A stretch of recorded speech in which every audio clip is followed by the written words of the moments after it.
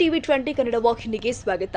ರೈತರಿಗೆ ಯೂರಿಯಾ ರಸಗೊಬ್ಬರ ಸಮಸ್ಯೆ ಸದ್ಯಕ್ಕೆ ಮುಗಿಯದಾಗಿದೆ. ಸಮರ್ಪಕ ರಸಗೊಬ್ಬರ ಸಿಗದಿದ್ದಕ್ಕೆ ರೈತರು ಪರದಾಡ್ತಾ ಇರುವ ಘಟನೆ ಗದಗ್ನಲ್ಲಿ ಜರುಗಿದೆ. ನಗರದ ನಾಮಜೋಶಿ ರಸ್ತೆಯ ಆಗ್ರೋ ಕೇಂದ್ರಗಳ ಮುಂದೆ ಸಾಕಷ್ಟು ಜನ ರೈತರು ಗೊಬ್ಬರಕ್ಕಾಗಿ ಜಮಾವಣೆಗೊಂಡಿದ್ದಾರೆ. ಒಂದು ಅಂಗಡಿಯವರು ಒಂದು ದಿನಕ್ಕೆ 100 ಜನ ರೈತರಿಗೆ ಮಾತ್ರ ಗೊಬ್ಬರಕ್ಕೆ ಚೀಟಿ ವಿತರಣೆ ಮಾಡ್ತಾರೆ. ಮೊದಲು ಚೀಟಿ ಪಡೆಯಲು ಪೊಲೀಸರ ಸರ್ಪಗಾವಲಿನಲ್ಲಿ ನಸುಕಿನ ಜಾವದಿಂದ ಕ್ಯೂ ನಿಲ್ಲಬೇಕು. ನಂತರ ನಂಬರ್ ಪ್ರಕಾರ ಗೊಬ್ಬರ ತೆಗೆದುಕೊಂಡು ಹೋಗುವ ಸಿಸ್ಟಮ್ ಇಲ್ಲಿದೆ.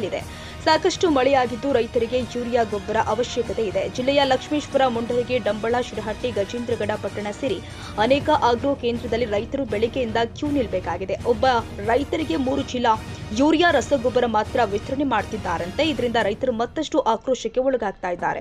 ಬೆಳಗಿನ ಜಾವದಿಂದ ಸರತಿ ಸಾಲಲ್ಲಿ ನಿಂತರೂ ಕೂಡ ರಸಗೊಬ್ಬರ ಸಿಗದಿದ್ದಕ್ಕೆ ರೈತರು ಆಕ್ರೋಶ ವ್ಯಕ್ತಪಡಿಸಿದ್ದಾರೆ. ಈ ವೇಳೆ ಸರ್ಕಾರ ಜಿಲ್ಲಾಡಳಿತ ವಿರುದ್ಧ ಅನ್ನದಾತರು ಹಿಡಿಶಾಪ ಹಾಕಿದ್ರು. ಆಗ್ರೋ ಕೇಂದ್ರಗಳ ಬಳಿ ಸಾಕಷ್ಟು ಸಂಖ್ಯೆಯಲ್ಲಿ ರೈತರು ಜಮಾವಣೆಗೊಂಡಿದ್ದರಿಂದ ಪರಿಸ್ಥಿತಿ ನಿಯಂತ್ರಿಸಲು ಪೊಲೀಸರು ಹರಸಾಹಸ ಪಡಬೇಕಾಗಿದೆ.